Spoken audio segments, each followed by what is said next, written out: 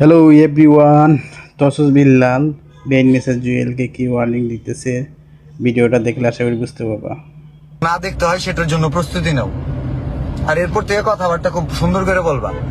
বয়সে ছোট আমাদের সাথে, ছোটদের সাথে না লাগলে, ছোটরা যখন কথা বলে তখন বিয়াদবি শোনা যায়। আবার বলতেছি, তুমি যে শিষ্যগুলোরে বলছো ব্রেন মেসেজ জুয়েল, আমার শিষ্যগুলোরে বলছো তারা এক একটা কুকুর, মানে কুত্তাগুলোর দেখে নেবা। আর তুমি যদি কুত্তাগুলোর দেখে নাও, তোমার মতো খানকির পোলার আমি দেখে নেব। তুমি যে খানকির পোলা, তুমি যদি ওরা কুত্তার বাচ্চা হইতে পারে, কুত্তা হইতে পারে, প্রমাণ দিতে পারো তুমি এটা খানকির পোলা, আমি প্রমাণ দিব। চ্যালেঞ্জ।